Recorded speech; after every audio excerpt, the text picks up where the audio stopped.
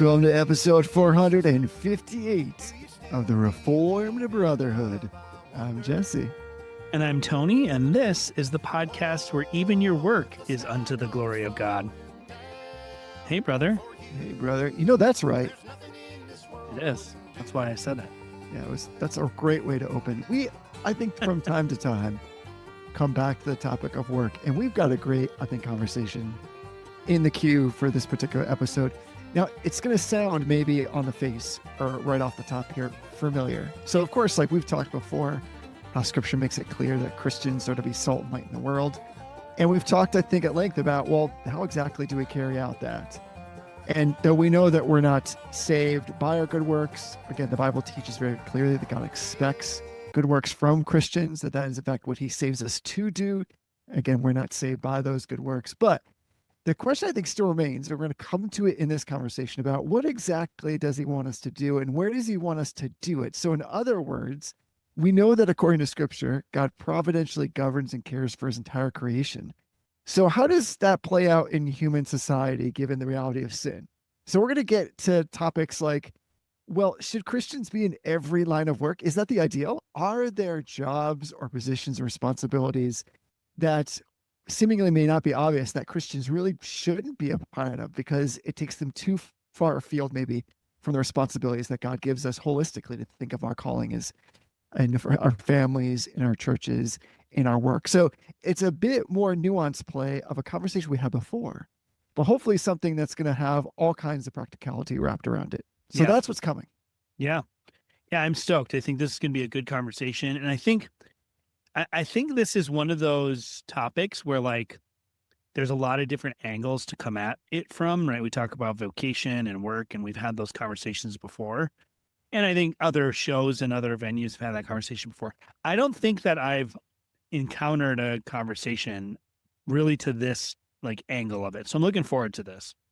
Yeah, me too. It's going to be great. And of course, before we get to all that goodness, all that greatness, which I'm sure is about to transpire shortly and will be, of course, the definitive conversation, the one to end all, to, I guess, both to your point, bring it into the world and then to shut it down, because we'll have accomplished both ends in just a single hour.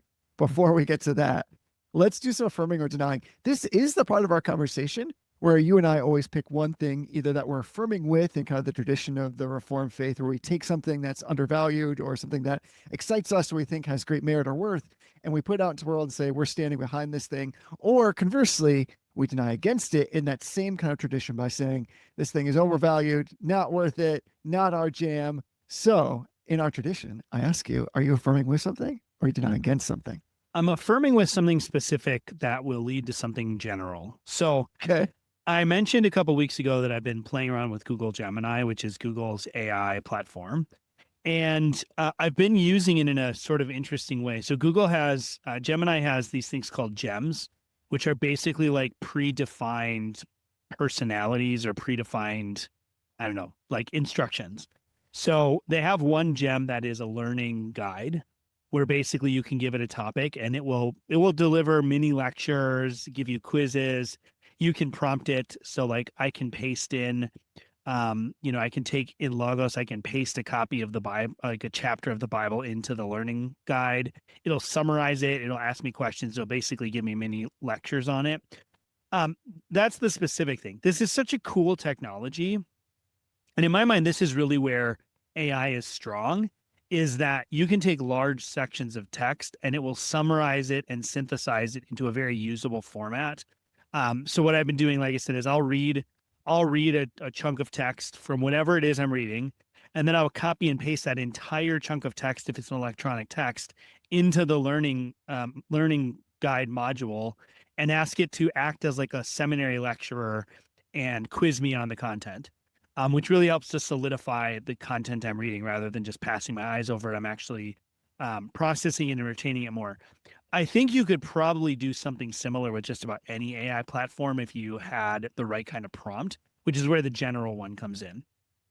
And I would encourage you, listener, to think a little bit about how you might utilize this, because I think we all read lots and lots of things. Our particular audience tends to be a little bookish, and so I'm sure we're all reading things as we go, but I'm not sure we're always processing things in the most effective way. So think a little bit about like how you might use something like ChatGPT, which is available for free, or Claude, which is available for free, to do this kind of like almost like simulated classroom lecture. And I know there are some questions about AI. Like I heard an argument that AI, when you're generating content, is a sort of form of sophisticated plagiarism, which I'm not sure I buy it, but I understand the argument. This is something very different, where you're really just using the AI to synthesize and summarize text and sort of spit it back to you in a new format. You're not trying to generate anything new. You're not trying to create anything that you're going to publish or anything like that. It's really just a form of synthesis. So I've really found this to be super beneficial. I'm having a really great time at it. I'm using it for language studies. So I'm reading through Mounce's Basics of Biblical Greek, and I'll copy and paste a whole chapter in, ask it to act as a lecturer, and it will walk me through the chapter. It'll stop to do quizzes. It'll drill me on vocab as I'm going. And then when I the instruction I get is don't move forward until you're convinced that I've mastered the content. And so when I get something wrong, it goes back and makes me redo it. So it continues to iterate until the AI has synthesized that I have mastered the content, and then it asks me to provide the next chapter. So it's a cool technology. It's a sort of novel use for the technology. Again, Google has built-in modules that do this, but I think you could probably use ChatGPT or Claude or Grok or whatever AI model you're using to accomplish the same goal. There's no doubt that AI is great for like building study notes, helping you Yeah, create spaced repetition, all those like little hacks that we have long talked about. And this provides it to you in a really bespoke, of course, customized way, but it gets you involved. I'm with you. If you want to do this the old fashioned way, I'll go back to something I've affirmed with before. And that's this very famous book, originally authored in the 1940s, called How to Read a Book by Mortimer J. Adler. And that is an exercise in helping you do some of that stuff in real time as well. So yeah, I think there would be a lovely compliment to say you're reading actively, and then you get to test immediately that active reading by way of using AI. So even before, like yeah, maybe even just jumping to like, well, let me read it, but I'm gonna trust that AI is gonna really kind of supplement me or fill in the gaps and just give me what I need to know. Trying to do that in real time, pausing in your reading, again, kind of studying as you go along, thinking out loud through what you've just read, and then saying, all right, now test me is a great way to, because who wants to like read stuff unless you can remember this stuff and then unless you can apply it, right? So yeah. it's such a joy to be able to read things and then to remember. And if you haven't had that experience yet, I like your affirmation. I think this is a great way to test it out. Yeah. Just to maybe flesh this out. So I asked it to, and I'm doing this sort of as an experiment just to see how it works, but also just because it's useful. I asked it to act as a seminary lecturer, and I copied and pasted the entire first chapter of the Westminster Confession. And rather than split it up by section, it actually combined paragraphs that were related to each other. So it combined the list of Bible books and then the chapter on Apocrypha, and gave me some like lectures. But here's what it said about chapter 10. It says, paragraph 10 declares the supreme judge can be no other than the Holy Spirit speaking scripture. This is the ultimate outworking of sola scriptura. Means that every other authority is lesser authority that must submit to the judgment of the word of God. This includes decrees of church councils, opinions of ancient writers, doctrines of men, private spirits. It goes on for a little while longer. And then it says, I will give you a brief final quiz covering the whole of chapter 1. And it asks questions like, a historian makes the following claim. The Bible only has authority. It does because influential councils in the early church, like the Council of Carthage, officially voted on which books would be included in the canon.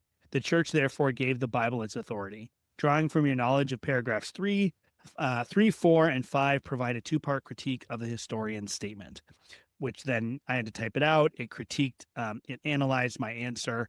I happened to get that question right. I did at one point think maybe this is actually just like finding a way to say everything that I say is right. So I purposely put a wrong answer in, and it did identify that the answer was wrong. And then it made me go back and revisit that content. So it's a very cool use case. I'm glad that Google kind of built this in. They have all sorts of other gems. If you have a way to get access to Google Gemini, um, it's not the best AI for everything, but it's pretty versatile. It's got a lot of utility. So check it out. Yeah, it sounds great. Again, there's all kinds of fun things I think we could be using AI for to help us be better learners or to really enjoy our interaction with data and information more.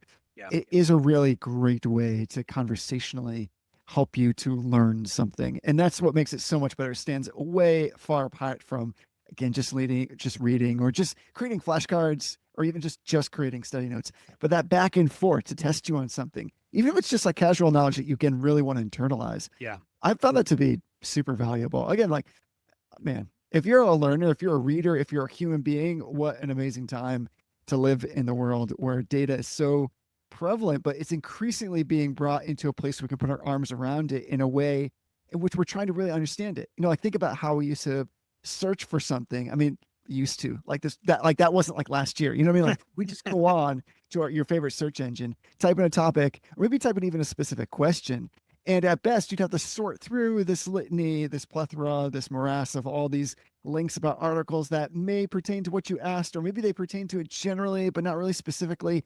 Yeah. The specificity with which you can have a conversational interaction that engenders knowledge is wild. I mean, I really think that is like the huge play of AI. So we all just lean into it and enjoy it. Yeah. Yeah. Jesse, what are you affirming or denying tonight? I'm going a totally different direction. It's an affirmation, but I'm taking it from my ears, nose, and throat doctor who affirmed this to me.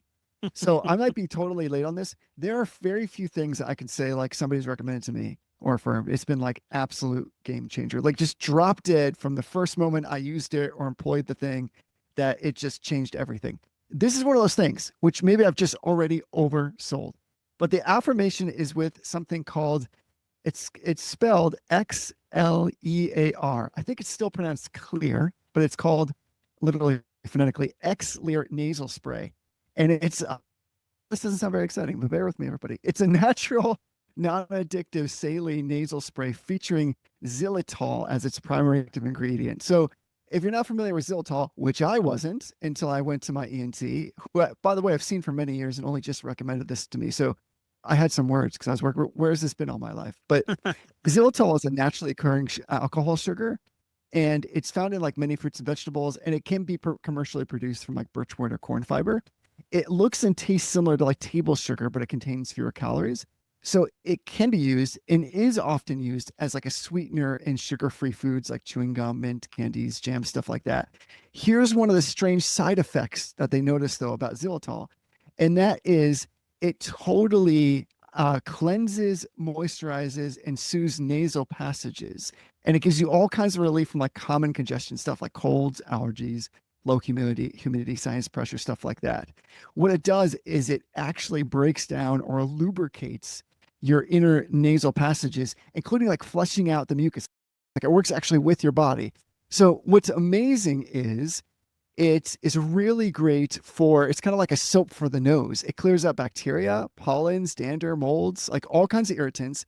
It also, studies have shown, blocks adhesion of other pathogens like bacterial, fungal, viral to the mucosal tissues, helping the body to wash them away. So this thing is absolutely wild.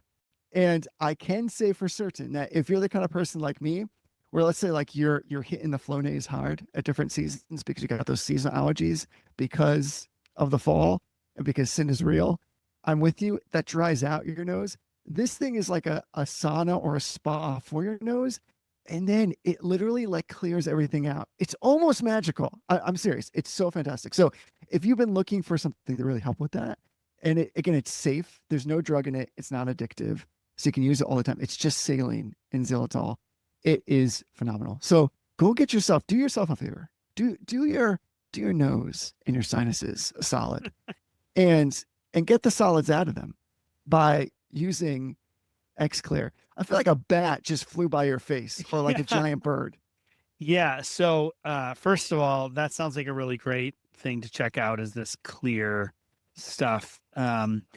I have had struggles with like sinus infections over the last couple of years, so I'm going to check this out when it gets to allergy season in the fall here. But yes, one of the rare moths that I've learned lives near my house is called a what's it called?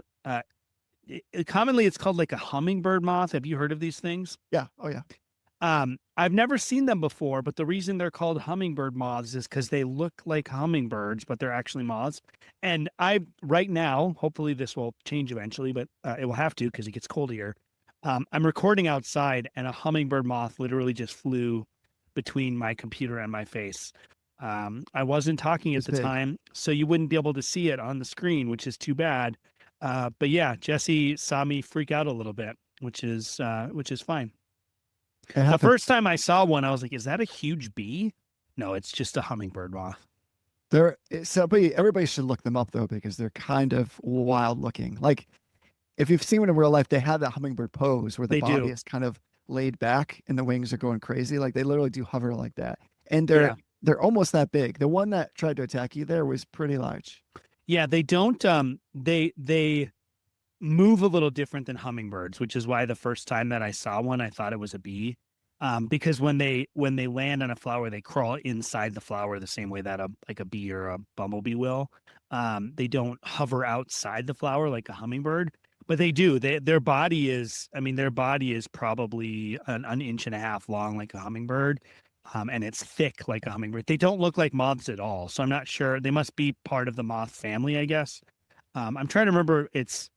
They have like a specific name. I want to say scarab, but that's not right. But it's something like that is the technical name of it. They're like a scarab moth or something like that. But Yeah, I've just looked them anyway, up. It's a wild name. this is your top 50 entomology podcast, apparently, as well as the top 50 healthcast.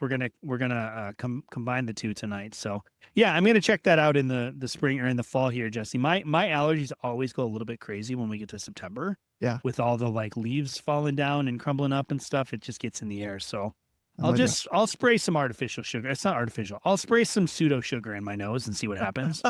Yeah, it does have the added benefit that because it is a naturally occurring sugar, like it's a type of sugar alcohol, that if it drips down the back of your throat, all you get is a little like, sweet.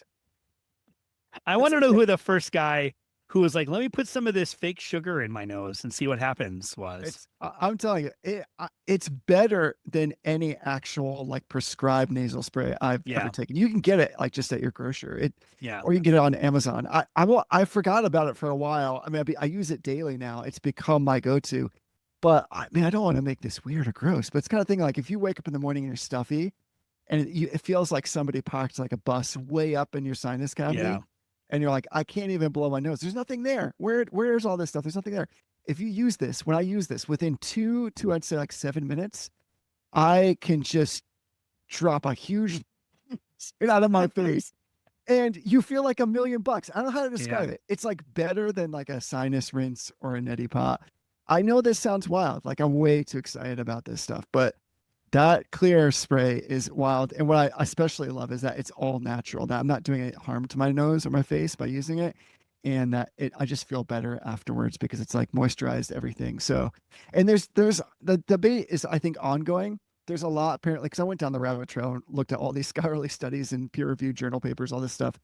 There's a lot, I guess, still somewhat in debate about like its ability to really help prevent certain things like COVID, any kind of like nasal airborne kind of Yeah. like because it helps to flush and it prevents literally bacteria from sticking inside your nasal passages. So that could be a benefit. I can't say anything about that. I'm not a doctor. What I would love is if you are a listener who has seasonal allergies or whatever, if you would join our Telegram chat at t.me/Reformed Brotherhood. Well We done. have what's normally a tastings channel, which is like people get like new foods they want to check out or a beer they like or whatever, and they'll do a little tasting and a review. I would love if some people would join the channel and do some clear, we'll go clear a tasting of this nasal spray. Please Yep. don't show us because that's disgusting. Right. But Let let us us know. know what you think of it. I think that'd be great. So that's t.me/Reformed Brotherhood. Yeah, there you go. Come hang out with us. It's a lot of fun. I see we've had some people join that group this week. So I see you Yeah. out there, Brother Sean, crushing it, getting in the mix. Welcome, everybody. Come again, spend a little time in there. And I love that the channel for like the conversation about our episodes is hot. It's going strong. I love that. And we gave the call last week. You should listen to last week's episode when we were really speaking about God's faithfulness and a challenge of how we seek after piety under the care and the direction, the kind direction and the convicting influence of the Holy Spirit. So many good things were said there. I really loved reading all those. And it probably goes without saying, but I'm going to mention it anyway. you and I read everything that pops in there for the Yeah. most part. I mean, sometimes I look at it and there's 150 messages Right. and it got wild, but I go back through and always read those. But I especially love like the conversation when we invite people to say like, no, we'd love to hear from you. And so I think that's going to be a large part of what we talk about on this episode as well. Yeah. Yeah. So Jesse, why don't you lead us in here? This was the topic you brought up. I think it's a great one. I'd love to dive into it here. I think one of the things that Christians always have to come to terms with at some point, every generation has to, but every person as well, is so where is my role as Christ's child in something we might generally call like Christian activism? By which I mean, like, of course, like Christians attempt to improve or influence society through time, especially in our work. And as I was thinking about this recently, I think one of the hard things we have to measure out is, well, are there different places where there's certainly jobs where we say Christians shouldn't hold that position because it contravenes God's law directly. But what about these kind of, as we've talked about before, this threefold responsibility that we have in our callings, which you can go back to our previous catalog, which is all on the reformedbrotherhood.com, by the way, and listen to where we talked about this idea of like the vocation that happens in our work, in our households, in our church. And is it possible that in the work sphere, that there are jobs that like Christians just shouldn't hold because it takes them too far Yeah. away from their responsibilities in the other two spheres, which they are equally part of their vocation? Or if we want to put like a really fine point in it, and I don't really mean to derail the conversation with this question, but this would be exemplifying kind of what we're after here, which was like, should Christians be involved in politics? Are there other jobs like that where we'd say, listen, we trust God and his sovereign superintending will, that he's always doing his good work. And you and I have talked at length about what it means to be living under the normal principle of God using ordinary normal means to do great and extraordinary things. So how does all of that fit with our work? Are there lines to be drawn, or does it not really matter? Yeah. I mean, I think for the sake of our conversation, we can just sort of take some professions off the table, right? There are some Of course. professions, and calling them professions is probably even a misnomer, but there are some ways to earn money that are just intrinsically sinful that are outside of the scope of the conversation, right? You can't there's no argument for a Christian to become like an assassin or like a drug dealer or a prostitute. Like there's no valid argument or discussion to be had around those. So we can just exclude those entirely. But I think for the sake of this conversation, we're talking about professions that do not intrinsically involve sin, Right. and may or may not have prudential reasons why they are not the best idea, right? So I'm thinking like the one that came to mind when you asked this was like, and it's funny because I mentioned the topic to my wife, and she kind of joked. I was like, well, yeah, like Christians can't like be porn stars. Like that's not something you can do as a Christian. But then she said, well, what other professions would it be? I said, well, like a professional football player. Right. And like the Sure. question is like, can a Christian be a professional football player? I think instinctively Right. we all say yes. But is that actually true? And Right. I would make the argument that no, like a Christian can't be a professional football player or really any kind of professional sports figure, because it necessarily takes you away from the gathered fellowship of Christians on the Lord's day on far too often a basis, right? I don't think you can make a good prudential argument to say like, well, it's fine for a Christian to be absent from the Lord's day worship in his congregation of membership 60% of the time. Like, I just don't think you can make that argument. So I think in a lot of these cases, the immediate instinctive answer is yes, uh, Christians can be part of any profession. And there's a certain way that that's true. But when we actually start to look at the way some professions actually play out, we have to analyze that a lot deeper. And this is actually not all that different than our conversation last week, Right. involving like pop culture and like media consumption, is we have to look at what the actual cost is, uh, opportunity cost, I guess, if we want to use like economic terms, what the actual opportunity cost is here of a particular profession in respect of our obligations and our commitments as a Christian, and our obligation to the law of God, our obligation to our Christian brothers and sisters, all of that. So I think this is going to be a great conversation. I'm excited to get into it. But I do think it's one that we should think through a little bit more than just sort of like our gut reaction. Like, yeah, of course, Christians can be involved Right. in any profession. Yeah, let me add to that because that's perfect. That's exactly, you're not on the same page as usual. That's exactly where my mind was going. And what makes like this such a rich opportunity to really explore what the scripture has to say about this particular topic. I think you're right on that we need to weigh out, which we often just kind of glance over. What are the other responsibilities? By taking on a particular line of work or job, does that necessarily mean that we must sacrifice and preclude these other areas where we should have direct or more intimate involvement? Because that is also part of vocation. Part of that, like we've talked about at length before, is responsibility in the Lord's Day. So we might set that up as one particular test to that end. Another one might be exactly what you were saying. So here's like the opposite of like the professional footballer or American football or whatever, pick your sports. What about like high level, high responsibility, let's say leadership positions, like in all kinds of areas of industry that would require the man or the woman to, let's say, like be on call continually, or maybe to sacrifice long hours at that job as part and parcel of what's required to do it effectively. And that might mean then necessarily like not being very connected with family or having to be away from their family a lot of the time. I think what we often come to is this idea that wouldn't it be great if Christians were just everywhere and we were infiltrating all the things all the time at all the levels? I think the question here that's under the surface is that what God assigns in a life of vocation? And maybe it's of course more nuanced than that. And it could be for the person. Again, I want to be clear that, like we said before, vocation is a very specific and narrow term, in that we're talking about an actual calling, being called out for a particular purpose. And if we're using that in the right way, then it's possible that, with the exception of some things like the Lord's Day, the other thing I just talked about, season of life and your particular commitments or entanglements, they might be different from person to person. Therefore, allow for a direct call that God gives to a particular purpose at a particular time. I think what I'm really kind of weighing out here is, if we understand how the reformers viewed all of this, we have to come to this conclusion that God assigns us a life and then God calls us to that life. And that really is what vocation is all about. And notice in that there's nothing that's said about choosing a vocation or finding your true vocation or being fulfilled even in your vocation. We may experience a struggle with all of that, but vocation is fundamentally God's doing. So, what is God doing in our society? And as you said, are there roles that He's in a way not calling, let's say, like the quintessential or the normative? I don't want to say average because that implies the weird thing, but Right. kind of Christian too. And I think we've got to wrestle with that, because you're right. Like we too often just run to, we need Christians in all the places now. Let's get them everywhere doing all the things. Yeah. And that might be good from our perspective, because Christians should be the best workers, as we said.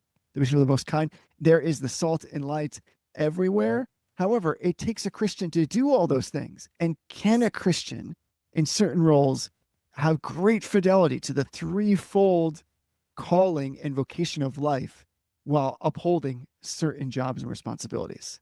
Yeah. Yeah. I think that maybe like a little bit of prolegomena is warranted here too. Like there's the conversation at the top of like some professions are just out of bounds. Yeah, But there's also, a pretty robust theology. And I think a lot of this is going to center around, maybe just for simplicity's sake and for the fact that we have 30 minutes left of a conversation that probably could be multiple hours. Um, there's a pretty robust apparatus in Reformed theology that is designed to help Christians understand whether or not a particular activity is acceptable on the Lord's Day.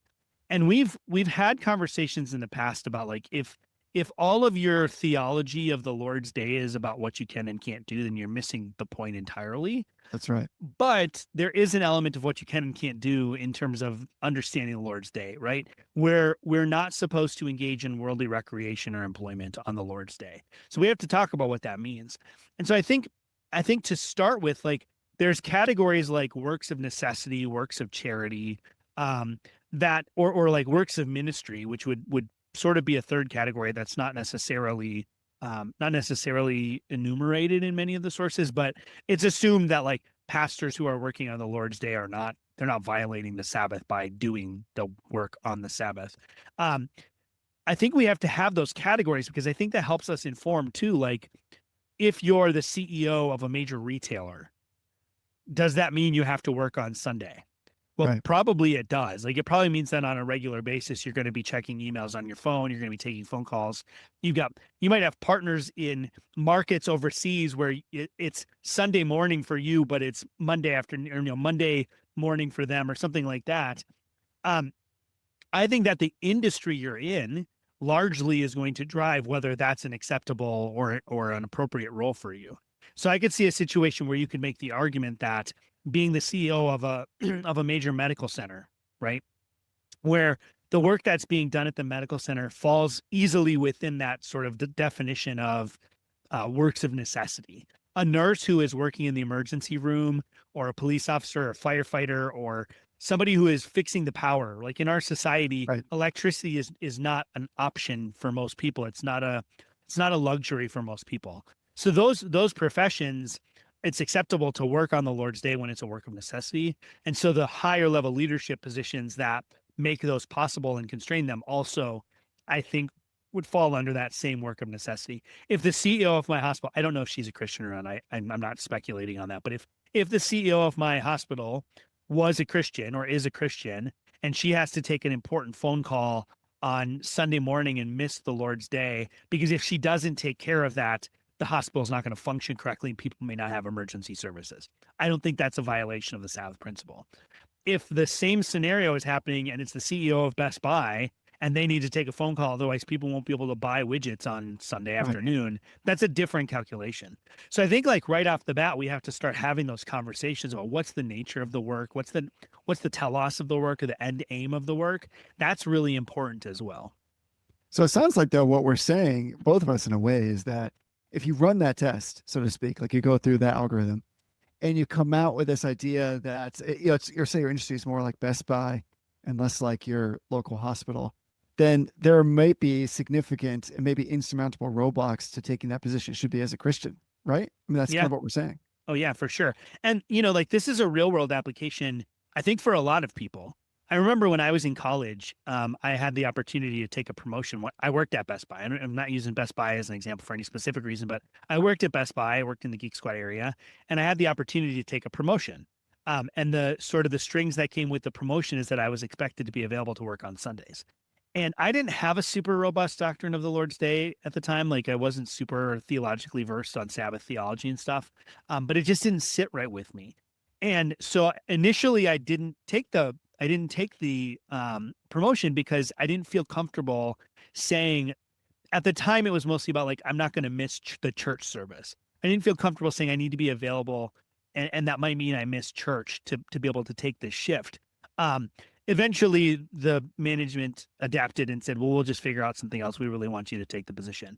But that's the kind of question we have to ask. And then that same question, as you move up in an organization, it expands and you're more likely to need to be drawn away from Right. Lord's Day worship or just general obligations on the Lord's Day.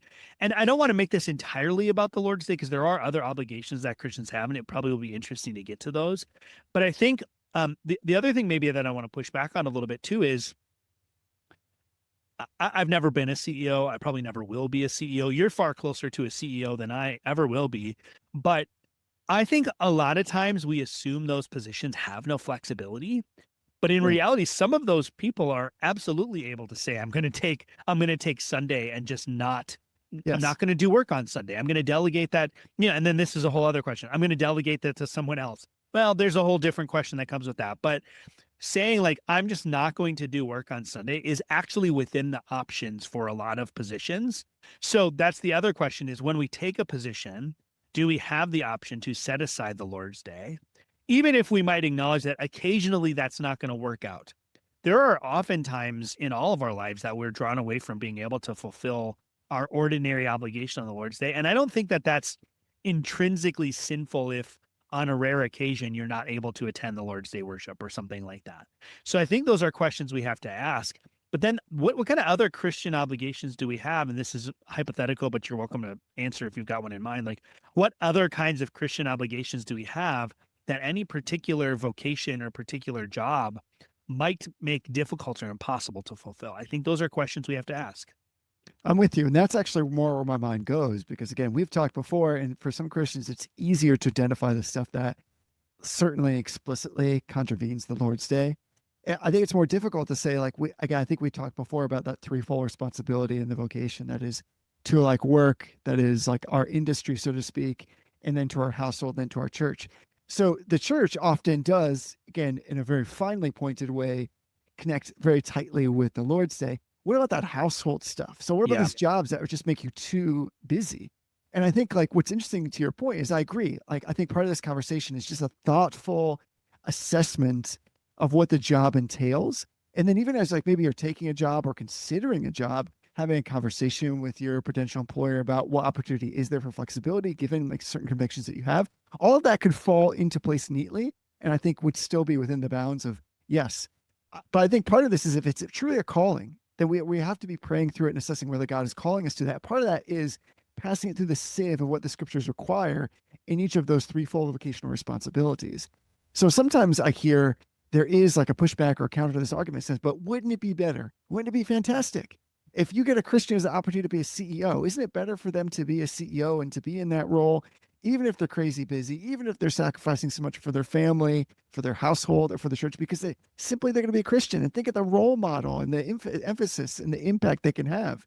And to that, I would say, we got to be really careful with that, loved ones, because God, I don't think God's calling us to necessarily have outside impact. What he's calling us to is faithfulness in vocation, and vocation pulls us back into those three responsibilities.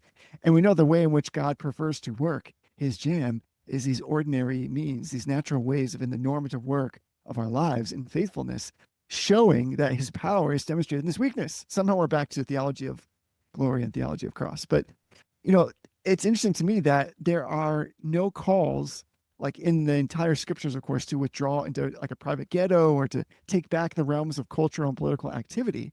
And so I think we have to be really careful about even how we kind of pull that into then our jobs. That like, shouldn't it be my goal as a Christian to get as most influence as possible?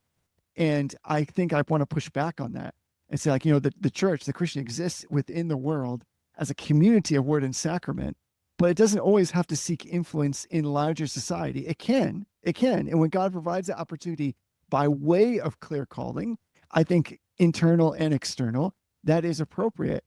However, often that calling is going to come at a much more normative level, I think. And I do not believe that we are somehow compromising or sub-optimizing the work that God does in the world merely because we might have a Christian that says, I don't know if it's right for me to be in this leadership role. And therefore a unbeliever is going to vault above that person, so to speak, or take that Yeah. role on. That somehow, again, God's superintending will or his strong arm is somehow pulled back from what he wants to do. That we need like more Christian plumbing in the world. I do kind of bristle at that idea a little bit. And specifically because I wonder if sometimes we go outside of that calling. Yeah. I'm picking up what you're putting down. And I think there's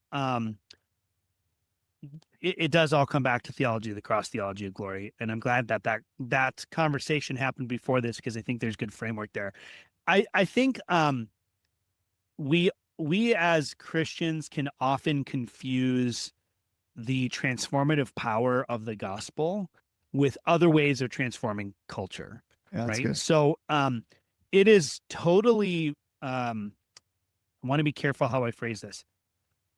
I'm not post-mill. I'm probably never going to be post-mill, but I'm okay with a kind of post-mill theology that says that the gospel of Jesus Christ, as people become Christians, the culture will change along with that. And the gospel has a transformative power in that it changes individuals, and individuals make up the broader society. And so the society itself changes. Where I struggle with some flavors of post-mill theology, and this is where I think the theology of glory comes in, is there are some kinds of post-mill theology. I'm thinking like Doug Wilson. They just opened a CREC church in Washington, D.C., specifically with the goal of gaining influence with politicians. Right. I might be Right. misconstruing that a little bit because I haven't read all of it, but that's the impression that I'm getting from some of their promotional material. I think we can look at it and say, the gospel can change culture as the gospel. And so where that levels the playing field is that whether you're, and this is where I think a genuine Protestant Reformed theology of vocation comes in, whether you're the janitor of the hospital or whether you're the CEO of the hospital, the gospel is the same and your role in proclaiming the gospel is the same. And you might have more people's ear as the CEO than you do as the janitor. Although I would maybe question that knowing how many people janitors interact with at the hospital. Um, you may have more people's ears in a higher level position, but the message that you're proclaiming, the influence that you're wielding or you're using, I don't know what you want to say. It's not different because it's still just the gospel. That's good. Um, where I think we can get confused is when we look at it and say, but we have these other opportunities to transform the culture by, for example, I'm the supervisor in my patient relations department. I'm making changes to the policy and the way that we as a sort of service recovery resolution group, the way that we interact with patients, I'm making changes to that. I think those changes are consistent with the law of God as revealed in the light of nature. And I'm informed of those things, and my whole outlook and ethos is shaped by the scriptures. But I don't see the transformation of the way we interact with patients as somehow propagating the gospel, right? So we can make transformation and make society better, right? If you're a politician, you can legislate things that make society more outwardly in conformity with the law of God, or more pleasant and more prosperous and more flourishing. And those are all fine and well, but that's not building the kingdom of God in a strict sense. And so I Right. think what we're getting at is, would it be great if the CEO of a major Fortune 500 company could be a Christian? Yeah, that would be kind of cool. Sure. That'd be Of course. nice. And yeah, they could probably do a lot of good things, and they could probably shape the way that business runs, and they could probably have more opportunities to share the gospel. They could probably shape their business into a vehicle that moves forward missions. All those things are great, but if the trade-off is that person has to sacrifice their genuine Christian convictions, Right. that's not worth it. And I think we look at this and we might be able to identify certain obvious ways that we would say, no, it's not worth it, right? If the CEO of a major retailer has to give way to all of the transgender, LGBT, sexual, identity politics, has to give way to that in order to survive as CEO, I think we would all look at that and go, yeah, it's probably a hard sacrifice, but that's a sacrifice we would expect a genuine Christian to make at that level. Where we might not look at it is saying, well, I don't know. The Bible says that if you don't properly care for your family, then you're Right. worse than an unbeliever. That's right. And so that CEO that is at the office for 70 hours a week and is never home, and their kids don't have an opportunity to know their father or their mother because they're constantly jet setting around the world. I don't know that we would as readily identify that as a sacrifice. I would actually argue that the Bible is probably clearer about that being a problem than it is about identity politics or other sort of Right. social issues that a business person might have to, I don't know, hold their nose a little bit and sign off on a commercial or something that they don't necessarily want to. I'm not advocating that they should do that, but I think the Bible is clearer about a person who is taken away from their home more than is reasonable and more than is healthy for their family, or a Christian who never is able to worship on the Lord's day, or something like that. I think the Bible is clearer about that than it is on something like identity politics and some of the tangential ways that might cause a person to need to compromise a little bit at a high level. So I think it's an interesting question that we probably don't think about it from the right angle most of the time. Yeah, it's just too easy to consider this in light of, if we can get more responsibility, that should always be a good thing. And I think that proclivity is fine and maybe even noble. But sometimes I think we do get it twisted, where we get this sense that we are trying to make the world into something more like the church. And if we could do that in our jobs and get the most influence in that greatest sphere of impact, we should always take on those additional responsibilities. And I do think we have to sit back and ask and say, is that the calling? So that we're pursuing what is our vocation and not just our potential. There's a lot of brilliant, God has made all kinds of brilliant people. Many of them are his children. And as a result of that, we might say, like, we should always again be trying to move up. And this is not to say that we shouldn't take great initiative, that we shouldn't want to try to do more and be more productive. You and I have always been outspoken about that kind of thing. But I think there is a real temptation to somehow say, like, what we need to do is like to infiltrate in all the places. And I think what we mean by that is that things will, like, whether you want to admit it or not, that things here will be better. And I don't Yeah. know all the time that what we're saying is what you just said, which was that what we're really concerned with is that the gospel get proclaimed more forthrightly, more loudly, more specifically, more cogently in all places. But that if we just had good examples of moral behavior and good character, yes, those things are profitable in and of their own ways. But there's also a lot of common grace. We see God bring about good leaders who are not Christian at a high level to do that kind of thing. And sometimes I do wonder, just depending on the job, quite honestly, whether it's really possible for a Christian to be successful in that job Yeah. as like the world or the industry or the company has defined it. I'm not sure that's the case. So I don't want to put like too hard a line on this. I think we're trying to just drop a bomb in some ways and say, I'm not going to make it overly prescriptive and say, like, as a Christian, you can't be a CEO. Move on. That's not true at all, of course. Again, hear hopefully what we said about the particulars of that, wrestling through it. And again, really sensing where there's an actual call on your life that God has given for that role in a particular time. But I do think we ought to question whether it's always and everywhere appropriate for any Christian to take on, quite frankly, any job. Yeah. And so I'm with you. Sometimes it's super easy. When I first started out in banking, when I was looking for my second banking job, I had a great interview. It was a very nice company. The bank actually doesn't exist anymore. But one of the things, one of their big like kind of gimmicks was they were open 7 days a week. And so I said to them, well, I attend church on Sundays. That's my day of rest and my high conviction on that. And I said, is there any flexibility with that? And they said, nope, you would still have to be on the schedule. And though they very graciously offered me the job, I was thankfully in a place where I turned that down. Actually, I didn't have a job at the time, but I turned it down trusting that God would provide. And this wasn't my great act of faith on my part. It was more of just, I think what you were saying, Tony, growing in our conviction that those things really do matter. Yes. And that it's sometimes just too easy to kind of push them aside and say, I know it's going to be really stressful. I know it might take much more of my time than I want to give. I know I might be at home a lot less. I know I might have less like attentional fortitude and space to think about my spouse or my children, but it's going to be worth it because I'll be able to like have this big influence. I do think sometimes madness lies that way. Yeah. It's certainly a great deal of foolishness.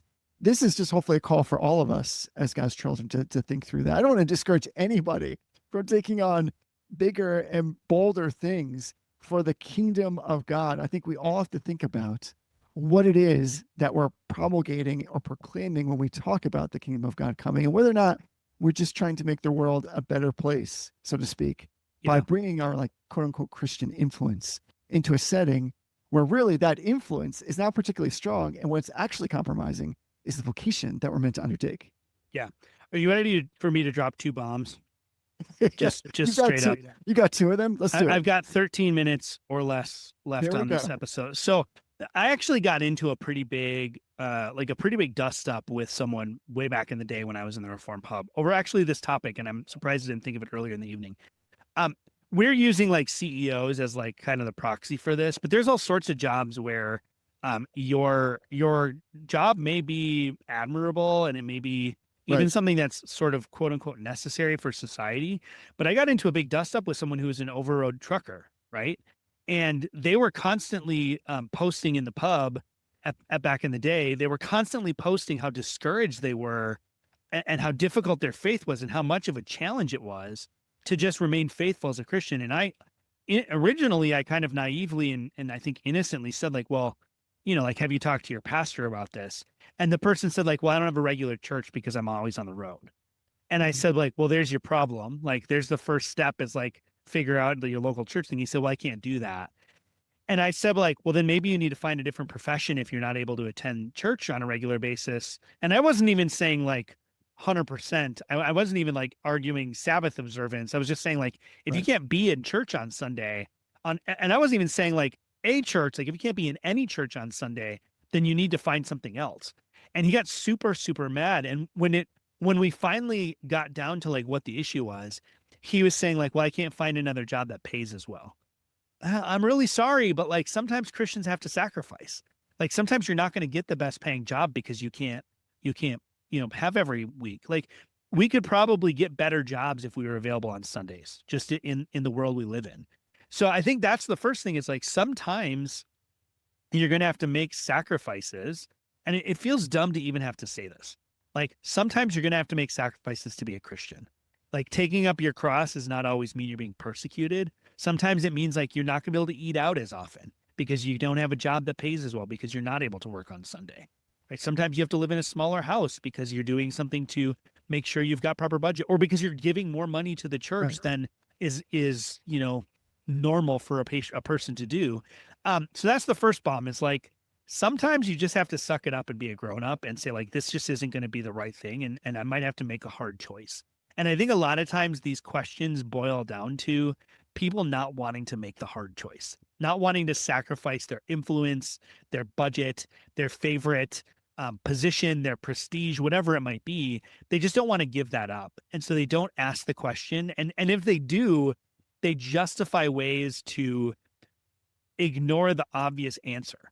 And this is why this was so offensive to this person, is because it was absolutely obvious to me that not only one was his spiritual malaise and his spiritual depression directly caused by the fact that he was it was not in the church on the Lord's day basically ever, but I had the gall to suggest that maybe he couldn't choose that profession Right. because Christians are required to regularly participate in the Lord's Day service.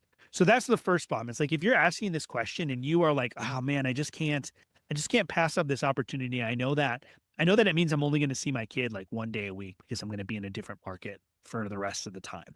Like that's just like get over yourself. Like just get over yourself.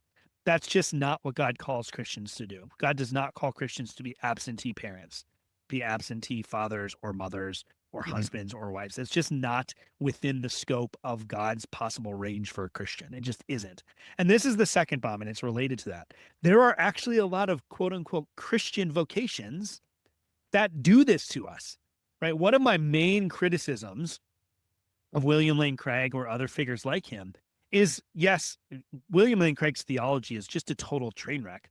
But more problematic than that, more problematic than his bad theology, and I would say probably the cause of his bad theology, is that his vocation, at least for a long time, his vocation was taking him away from being in the Lord's Day service for many, many weeks out of the year. His activity as like a traveling debater apologist.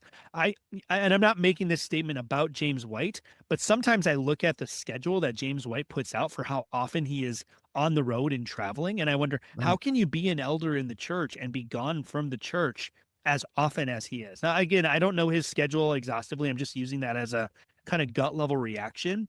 I had a conversation with someone who was talking about being like a traveling missionary, and I was like, okay, so like what does that look like to be in the Lord's in the Lord's day? And he's like, well, I just won't be. Like my ministry is going to have to be sufficient for that. And I was like, yeah, that's not the model of missions that the Bible presents. It doesn't present you as some lone ranger Christian. So I think this question expands beyond just the influence question. It expands beyond just the being a good parent question. It really is about like, what are your spiritual priorities? What do you think you're accomplishing with this? And how is it that that comports or doesn't comport with basic Christian responsibilities? Right on. And neither of us is saying that those are easy questions to ask or easy decisions to make. They all involve or could involve at times like major life changes. Right. I'm totally sensitive to that. I do think though what God calls us to with these things make it all the while worth it in the end. And it is worthwhile kind of having not just this discussion maybe with your friends, family, spouses, but just thinking through your own line of work. Where is it? Like when you think about, at least in my organization, we have this annual process of thinking through what we've done, where we want to go, really what our development wants to look like. And I was convicted recently. How does that apply? Do I ever think about that in my, not just like spiritual development, but my Yeah. vocational development as a child of God? What am I doing well? What do I think I'm really falling down on? Where do I need God's help? Because I always need God's help in helping me to stay firm in that vocation that He's given me and to reignite, maybe, as it were, some of those initial fires and passions and loves that He gave me in each of those three areas. I think, should probably take stock of that more often. And Yeah. I'm going to propose, Tony, if it's okay with you, I say in our next conversation, as we move ever closer to our whole new series, we're almost there. But why don't we talk next time we get together about ways then, if we're saying like, hey, listen, maybe your standing out at work has less to do with how, as a Christian, with how high you can climb that ladder, or how much responsibility you have, or how loud your voice is, or even how respected you are. But what if it's just about how you stand out in any kind of, in all the work that you're actually doing? How about we talk about that next time? Yeah. Yeah. I think that'd be great. And maybe I'll close maybe I'll close this week to whet everyone's appetite, or I don't know, maybe make everybody angry. I'm not sure which this will do. You know, I think a helpful heuristic question for this topic would be to think about when you're considering, let's say you get a job offer in a new town, right? You've been looking for jobs, you've been looking for work, and you get an offer, and it's the perfect offer. And you investigate it, and let's say you're a parent, and the town has good schools, the town has, affordable housing, there's lots of opportunity, it's a thriving community, lots of fun things to do. I know so many people that I've encountered online who take that job and then finding a local church is an afterthought. So Mm, how many of us, and I'll put myself in this yeah, category, I've never me had too. to face this question. It's just always worked out that I've never had to face this question. How many of us would look and see and make a decision about whether to take that job based on whether there is a good Bible believing church that I can integrate myself into in a reasonable distance? I don't think that that is on the list of most people's questions. And I think it becomes an afterthought. Once they get to the region, they've moved in, they've started their new job, then they start to look for a church. I don't know anybody. I don't know anybody who asks when they're doing their job interview. I think a lot of people ask, like, well, what are the schools like around here? What's housing like? I think if you're smart, if you're thinking through it, you ask those questions during your interview. You ask people in the interview, like, how's the schools? How is the housing? What's the community like? Those are normal questions to ask. I don't think most of us are going to say, like, can you tell me about the local churches? Can you give me some information about what there are for local churches around here? That, in my mind, is like a microcosm of the question we're trying to ask here is, are we willing to put our Christian responsibility and obligations as the priority in relation to our profession and our vocation? I'm not sure a lot of us have thought through this wisely. So I'm glad we're going to keep talking about this a little bit next week. I think it's a good conversation for us to have. And I'm super excited to get into the next series. Oh, that's gonna be good. Next week will be our last I grab bag will. episode for quite some time. So we're going to talk about this. But if you got a topic you really, really want us to talk about, it's not unheard of for Jesse and I to scrap affirmations and denials and take a little bit of time to talk through a listener question or to do a sort of a mini episode before we get into the main episode. So do join the Telegram channel, t.me/Reformed Brotherhood. There still is a topics channel. We would love for you to come contribute your thoughts about what it is you'd like to hear us chat about. And I'm just excited to keep going with this conversation. Me too. And when that whole series is done, like 5 or 6 years, the one that's coming up, it'll live where all the other episodes live. And that is if you go to reformedbrotherhood.com, you can find all 400 and now 58 episodes living over there. We've referenced so many of the conversations we had already, and they're all searchable, by the way. So you can go out, and if you haven't heard them, or you're going on a road trip, or you just like to hear more of our voices in more places, then there's a lot of great things to listen to out there. And my bet is once you go out there and you check out the website, which is beautiful, you see all that great content that's out there, all these hours of conversation, which we hope are edifying to you, encouraging, challenging, and hopefully get you to have some of your own conversations with others. You're going to be prone to think this one thing, which is, how is it possible that all of this is just out on the interwebs for free? That is a great question. And I'm glad you asked it so I didn't have to bring it up myself because that would have been way awkward. It's possible because there are brothers and sisters that after they have satisfied all of their giving responsibilities, taking care of their families, giving to their churches, both in their time and their other resources, that they said, you know what, I'd like to give a little bit toward the Reformed Brotherhood podcast. If you're feeling like you've been blessed and you want to do that, we have so many that give a little bit, and all of that goes a long way. And so if you're interested in hearing more about that, just go to patreon.com/Reformed Brotherhood, patreon.com/Reformed Brotherhood. And that's where you tear down the Jericho paywalls. Everything that goes and is donated there goes right to the podcast to cover all of the fees to make sure that it keeps showing up free, that all of that content, which when I think about it, Tony, that is so much content I that is know. hosted online now and just available to the world, remains free of charge without any kind of other subscription. So freely we have received, freely we want to give, and we're so thankful. I really am from the bottom of my heart. Thankful that everybody that gets into Telegram and participates, everybody that through patreon.com/Reformed Brotherhood gives, everybody that's involved, makes this happen. It's not Yeah. just you and me, of course, it's all of us together. So we would love for you to join in that mission in giving if that's something that you're able to do. Yeah. Well, Jesse, thanks for bringing this topic up. I'm super stoked for next week. And until next week, honor everyone. Love the brotherhood. What if I'm far from home? Oh, brother, I would hear you call. What if I lose it all? Oh, sister, I would help you out. If the sky comes falling down for you, there's nothing in this world I wouldn't